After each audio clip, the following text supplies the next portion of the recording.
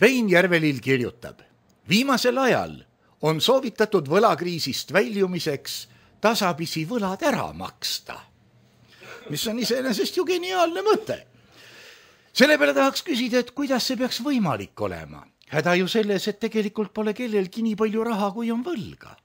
Praegune rahasüsteem ja sellega koos terve majandussüsteem saab toimida ainult nii, et kogu aeg pumbatakse lisaraha juurde. Kui lisaraha pumpamine peatada, ongi käes võlakriis. Ehk süsteem lõpetab toimimise ning majandus pöördub võlakriisi või hüperinflatsiooni, kui laenumarginaalid tõusevad kuskil üle 5%.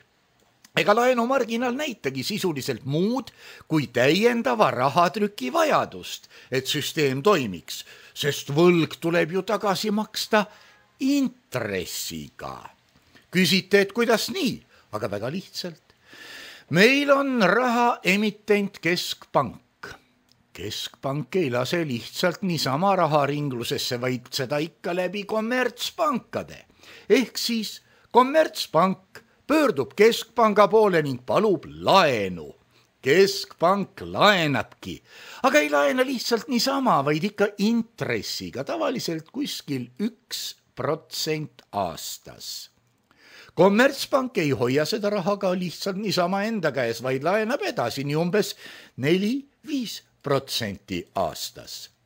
Ja kui hästi läheb, siis suures koguses ja näiteks Kreekale aasta intressiga 17%. Teatavasti ei tohi riigid otse Keskpangast laenata, vaid peavad seda tegema kommertspankade vahendusel. Kujutage nüüd ette väga lihtsalt olukorda, et Keskpank laenas 1 miljoni eurot näiteks Swedbankile.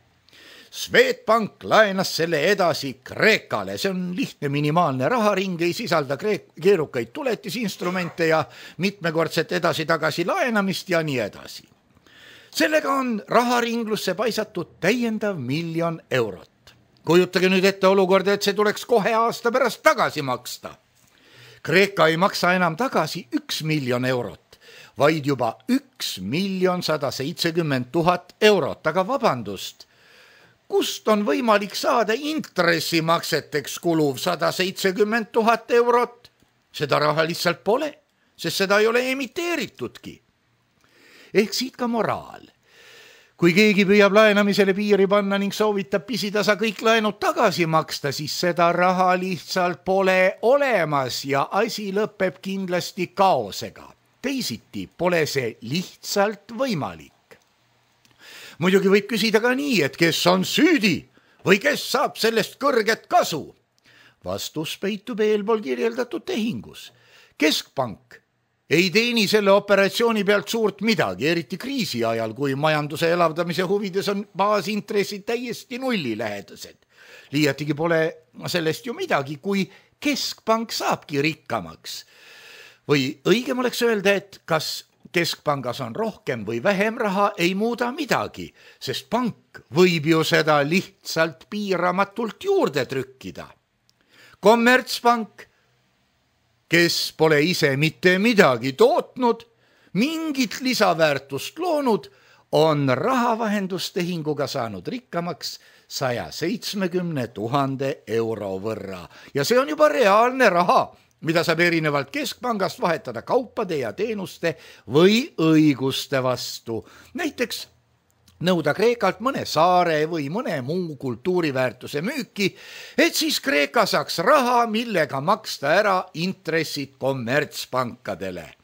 Siin ma ütleksin oma vahemärkusena, et selle koha peal sobib vahele lugeda esimesest Moosese raamatust 47.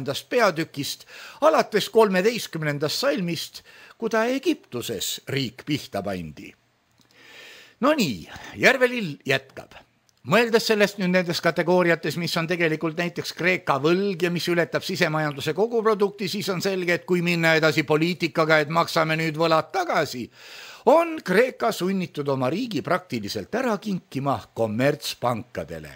Ehk teisisõnu öeldes on käes majanduse ümberjagamise aeg. aeg, mil suuri varandusi ostetakse võileiva hinna eest. Kui mõelda, et kust kriis algas, siis algas see ikkagi turul. Ehk ühel hetkel arvati, et mingi riigi võlakirjad pole enam turvalised. Just selle otsusega muudeti need võlakirjad ebaturvalisteks, sest selle otsusega tõusid intressimäärad ja piisavalt suures koguses raha laenanud riigil pole enam võimalik nii kõrge hinnaga laenu teenindada. No selle sama asja mutatsioonina torkaksin vahele Versailles leping, mis tagas, et 20 aasta pärast algab sõda. Jätkan Järvelille sõnadega. See tõstab jällegi intresse, käivitub spiraal, mis kisub pankrotti. Selline nähtus on täiesti võrreldav panga jooksuga. No see on see, et kõik tormavad panka, võtavad oma sularaha välja ja selgub, et ainult 10% saabki sularaha kätte, sest pangal rohkem lihtsalt põle. Praegu rääkisime riigist, kes on sattunud laenukriisi, aga mitte ükski pank ei pea samuti vastu, kui levib kuuldus, et pank pole enam turvaline ning kõik peaks oma vara päästma ja selle pangast ära viima. Tuleme veel korraks Kreeka näite juurde tagasi. Põhimõtteliselt on riigid need, kellel on raha emiteerimise õigus. Ehk siis Kreeka riik emiteerib, tõsi küll läbi keskpanga, ise sisuliselt eurosid, seega trükib neid juurde, ja ise laenab 1% kommertspangale, et see saaks siis Kreekale laenata sama raha 17% marginaaliga.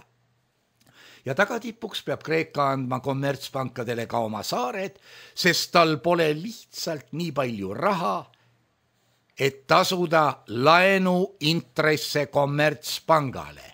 Miski on vist päris mäda või mis? Jääb üle ainult küsida, et äkki peaks nüüd Marxi kapitali juurde kuidagi minema. Andro? No see mõttemäng, mille sa siin esitasid, et kuidas raha luuakse ja kuidas võlg tekib. Taolise ülesande ma esitasin ühel juhendataval seminaril ka, ühele üliõpilaste grupile ja kui nad seda lahendama hakkasid, siis neil tekkis rida küsimusi ja lõppkokkuvõttes, kui ma nendel olin vastanud, siis nad jäid väga vaikseks, lahendasid seda ülesannet edasi ja kui tuli siis nende aeg tahvli ette tulla, siis ma tegelikult tean, et osad selle grupi liikmed lahendasid selle ülesandega ära, aga ma ei tea, millest see siis tuli, kas hirm oli niivõrd suur seda lahendust, seda lõpptulemust välja öelda, mis siin mõttemängus sai välja öeldud, aga paraku nemad jah, päris tuumani ei jõudnud, sellepärast et asi on ikka väga hull küll. Kui me näiteks võtame selle tsensuuri teema, siis üldiselt mina ütleksin selle kohta niimoodi, et vastuseid püüab ühiskonna enamus täna otsida sealt, kus need vastuseid ei saa olla, ta püüab otsida nende inimeste käest, kes tegelikult selle segaduse tekitanud on, nii teoreetikute mõttes kui praktikute mõttes. Ja tegelikult minu arust taoline tsensuur on idiotismi võidukäik, sellepärast et kui tsensuuri alla pannakse sellised inimesed nagu Harri, kes on praktik ja võiks oma praktiku kogemuse kohaselt anda soovitusi, kuidas tõesti teha kvalitatiivne hüpe ja tõesti minna üle kardinaalselt teisele süsteemile, teha kardinaalselt teistmoodi, teha kannapööre, siis seda ei võeta lihtsalt kuulda. Aga võib-olla veel omalt poolt lisaksin seda, et olen siin uurinud erinevate majandusteadlaste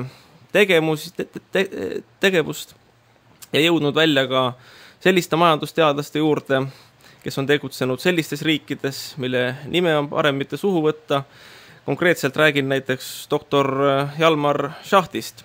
Ja võib-olla lühidalt esitan ühe selle idee ja ka praktika, mida siis Schacht välja käis ja see oli nimelt konversioonskasse ehk selline vahetuskassa, mis tegutses keskpanga juures.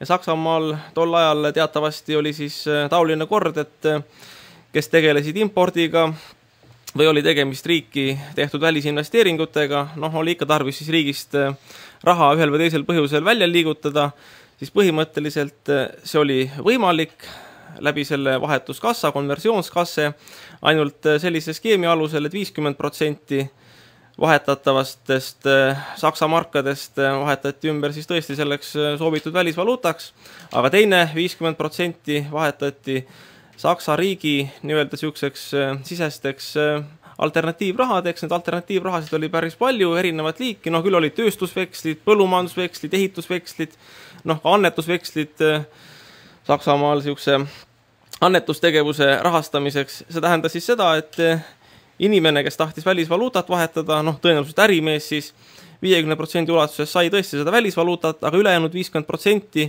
sellest kasumist, mis ta tahtis välja viia, tuli investeerida tagasi riiki.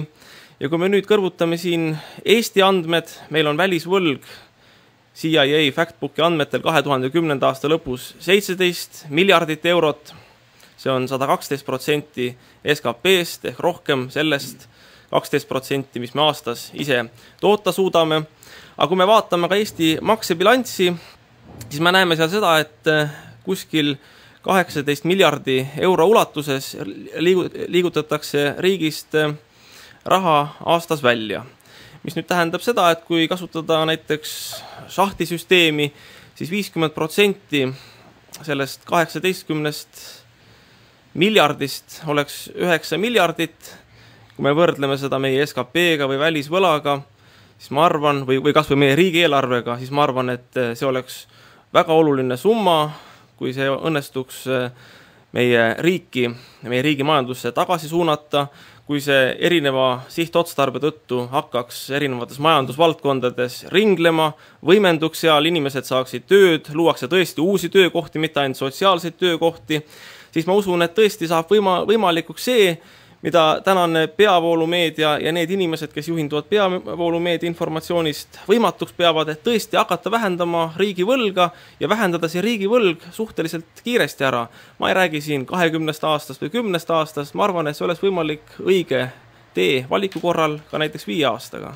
Igal juhul see on kindlasti võimalik, aga selleks ei piisa, ütleme sellest jahumisest tänaste peavoolu majandusteoreetikute või majanduspraktikute ideede järgi, vaid siin tuleb tõesti teha, ma usun, päris põhjalik radikaalne kannapööre. Ja nendele, kes väga ehmatasid, Hjalmar Schacht mõisteti Nürnbergis õigeks.